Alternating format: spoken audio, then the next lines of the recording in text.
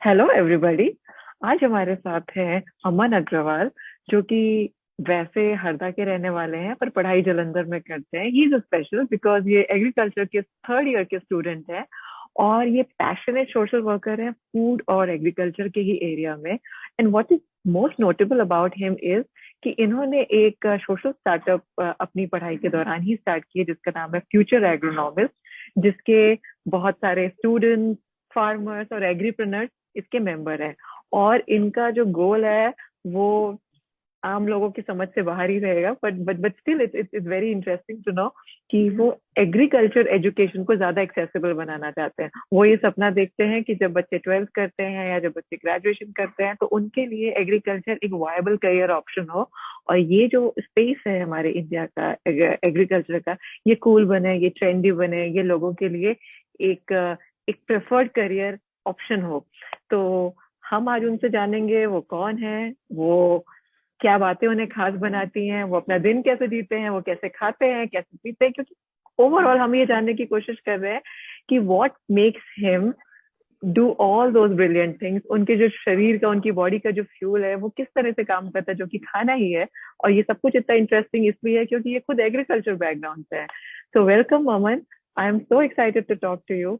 Please please please आप अपने आप को इंट्रोड्यूस कीजिए, थैंक यू बताइए कि थैंक आप कौन है। तो जैसे कि मैम ने काफी कुछ बता ही दिया है, तो अभी एग्रीकल्चर का स्टूडेंट हूँ एंड ये 11th क्लास से ही मैंने फ्यूचर इकोनॉमिस्ट एक ग्रुप सोशल कॉज के तौर पे उसे स्टार्ट किया था, जो कि अब government of India ministry of agriculture को अलग अलग एग्री एजुकेशन पे एडवाइसेस, अपने सजेशंस भेजता है, स्टूडेंट्स के लिए एडवाइजरी निकालता है, अलग अलग कॉलेजेस से हम लोग कोलैबोरेट करते हैं, उनके ओके। एडमिशन्स में हेल्प करते हैं, फार्मर्स को सजेशंस देना, या फिर इस तरह से कुछ एग्रीप्रेन्योर्स हैं वो किसी स्कीम के बारे में जानना चाह रहे हैं, तो इस तरह से हम लोग 3 सेक्टर में काम करते हैं, स्टूडेंट, फार्मर्स एंड एग्रीप्रेन्योर्स। और साथ ही में हम लोग कुछ एनजीओस के साथ जुड़ के फूड एंड एजुकेशन पे काम करते हैं। तो यहीं से हम लोगों ने बेसिक शुरुआत की है और फिर आगे चाहते हैं कि एग्री एजुकेशन और ज्यादा अवेयरनेस है और ज्यादा से ज्यादा लोगों को पता चले कि किस तरह से वो उसे एसेस करते हैं। तो आपने अभी तक नोटेबली क्या किया है, मतलब आप किन लोगों से मिले हैं, आपने क्या स्टेप्स लिए हैं, या किन गवर्नमेंट के एजुकेशन बोर्ड के साथ काम कर रहे हैं। तो जैसे मैं अभी रिसेंट का बताता हूँ, जब न्यू एजुकेशन पॉलिसी आई तो हम्म। पूरे देश से लिमिटेड समथिंग अराउंड 25-30 पीपल्स को उसमें बुलाया गया कि आप अपने अपने सजेशंस दीजिए, तो उसमें फ्यूचर इकोनॉमिक्स की तरफ से मुझे भेजा गया। तो उसमें हमारे कुछ सजेशंस थे, जैसे सीबीएसई में एग्रीकल्चर आना चाहिए या फिर किसानों के बच्चों को एग्री एजुकेशन में और ज्यादा बढ़ चढ़ के मिलना चाहिए। तो ये जो सेकंड वाला पॉइंट मैंने बताया, ये हाँ उसमें हाँ। रिसेंटली अडॉप्ट हुआ। तो इस बार ऐसा हुआ कि लगभग पहले जहाँ 100 में से सिर्फ 10% किसानों के बच्चे होते थे, इस बार वो 50 से 60% तक हमारे सजेशन से हुआ। तो ओके। इस तरह के कुछ सजेशन हम लोग देते रहते हैं। जैसे एमपी गवर्नमेंट के साथ अभी हम लोग प्लान कर रहे हैं कि 11th एंड 12th में एग्री एजुकेशन किस तरह से बेटर हो सकता है, उसके ऊपर हम्म। हम लोग ड्राफ्ट बना रहे हैं कि डिफरेंट स्टेट्स में किस तरह से वो वर्क करता है। जैसे महाराष्ट्र गवर्नमेंट के साथ अभी हम लोगों ने कोलैबोरेट करके वहां का एजुकेशन सिस्टम हम लोग समझ रहे हैं, तो फिर ओके। उसे हम एमपी में और अलग अलग स्टेट्स में रेप्लिकेट करना चाह रहे हैं। सो अमन, आप तो वैसे केवल थर्ड ईयर स्टूडेंट हो, कहाँ से, मतलब ये इतना सारा मोटिवेशन कहाँ से आ रहा है कि आपको इतनी चीजें करनी है, आपको एग्रीकल्चर की एजुकेशन में बदलाव चाहिए, आपको चाहिए कि बच्चे उसे बहुत ज्यादा रिस्पेक्ट और एक्सेसिबिलिटी के साथ देखें। तो ये where is this motivation coming from. Actually हुआ ऐसा था कि मुझे ये पता ही नहीं था कि बैचलर्स होता है, मास्टर्स होता है। वो तो सिर्फ एक व्हाट्सएप पे एक मैसेज आया था कि हाँ। एग्रीकल्चर लिखा था, आगे बीएससी एजी लिखा था। तो 10th के बाद मुझसे किसी ने पूछा कि क्या करना है, मैं कि बीएससी एग्रीकल्चर करना है। तो उन्होंने बताया कि पहले 11th-12th में भी आपको अलग से करना पड़ेगा। तो इतना ओ। भी अवेयरनेस नहीं था कि भाई पहले बैचलर्स के पहले 11th-12th में सब्जेक्ट लेना पड़ेगा ये। फिर उसके बाद स्कूल ढूंढना चालू किया सीरियसली तो मुझे भी उसमें नहीं पता पता था, मुझे भी नहीं मालूम थी ये बात। मुझे लग रहा था कि आप किसी भी सब्जेक्ट से 12th करें, आप you can still do BSc in agriculture. हाँ, तो फिर इस तरह से फिर एक अच्छा कोचिंग इंस्टीट्यूट मिला, वहां से इसके बारे में पढ़ाई की। फिर सेम चीज है कॉलेज के टाइम पे है कि कहाँ से कर सकते हैं, कैसे कर सकते हैं। तो इस तरह से जो खुद ने इतना ज्यादा सब जगहों पे ढूंढना पड़ा, इस पे सोशली भी इतनी अवेयरनेस नहीं थी, नेट पे भी इतना मटेरियल नहीं था, तो इतना हम्म। ज्यादा रिसर्च खुद के लिए कर लिया था कि मैंने सोचा कि यार इसे क्यों ना हम एक ही जगह पे लाकर रख दें, तो इससे हम लोग कहीं ना कहीं एक सोशल एंटरप्राइज तो खड़ा कर ही सकते हैं। और साथ ही इतने सारे बच्चे हमसे, जैसे हमारे कई सारे जूनियर्स हैं, फिर जैसे मैं हम्म। हरदा से बिलोंग करता हूँ, पूरी फार्मिंग कम्युनिटी है, और यहाँ पे बच्चे कहीं ना कहीं मैथ्स या कॉमर्स सब्जेक्ट से मजबूरी में लेते थे, उन्हें पता ही नहीं था कि हाँ एक अच्छा ऑप्शन उनके लिए है भी, मतलब हाँ काफी हाँ। कूल ऑप्शन है। काफी कम कॉम्पिटिटिव भी और बहुत काम का भी है। तो इस हाँ तरह से हाँ, हम लोगों ने स्टार्ट किया और अच्छा लाइक जैसे हमारे सजेशन सुने जाने लगे, हमें प्लेटफॉर्म मिलने लगा, तो फिर हम लोग आगे बढ़ते गए। क्या बात है। और अभी शार्क टैंक में वो जुगाड़ू कमलेश को देखा था, तो इट वाज लाइक बहुत हाँ, ही हम्बल सी पिच थी, जिसमें लगा कि ये किसान का बेटा आया है, कुछ करने की कोशिश कर रहा है, एंड फाइनली उनको पीयूष बंसल का इन्वेस्टमेंट भी मिला। तो इस आई थिंक तरीके से। जुगाड़ू कॉम्प्लेक्स को भी अगर पता होता कि एग्रीकल्चर सब्जेक्ट है तो शायद हाँ उनका हाँ। भी और अच्छा होता। मतलब जुगाड़ू कमलेश ने भी बीटेक या और कुछ किया हुआ था, तो मतलब इस तरह से हमने देखने को मिलता है ना कि कहीं ना कहीं अवेयरनेस की कमी है, करना तो बहुत सारे लोग चाहते हैं। हम्म। सो सो अमन, आप एक मिलेनियल स्टूडेंट है, आप यंग इंडिया का फेस है, और आप एक ऐसे स्टूडेंट हैं जो बस पढ़ाई ही नहीं कर रहे हैं, बस अपने एग्जाम पास करने पे नहीं लगे हुए, बल्कि एक एक एक एक, एक इकोसिस्टम डेवलप करने का, एक एक एसोसिएशन, एक स्टार्टअप पे काम ऑलरेडी कर रहे हैं। मुझे ये बताइए, आपका दिन कैसा बीतता है? मतलब सुबह उठते हैं, क्या करते हैं, फिर सुबह दोपहर शाम को? और जब आप ये एक्सप्लेन कर रहे हैं, तो मुझे ये भी जरा बताते जाइए कि खाने पीने की चीजें क्या होती हैं, किस तरह से आप खाते पीते हैं। पहले तो काफी बिगड़ा हुआ था, आपसे इंस्पिरेशन लेके शायद थोड़ा सा सुधरने लगा है कि स्प्राउट्स वगैरह चालू किए हैं अभी। और ओके। जैसे अभी एग्रीकल्चर में कुछ ना कुछ नया पढ़ते रहते हैं, तो जैसे अभी लास्ट टाइम मुझे वो एक ब्लैक व्हीट आया, तो इस तरह से हाँ हम हाँ लोगों ने वो स्टार्ट किया। ऐसे नई नई चीजें जो भी बायो फोर्टिफाइड वेराइटीज वगैरह, तो ये थोड़ा सा हम लोग अलग से चालू कर लेते हैं। बाकी तो फिर यही बेसिक सा है कि सुबह नाश्ता हो जाता है स्प्राउट्स वगैरह का, फिर हाँ हाँ दोपहर में यही लंच।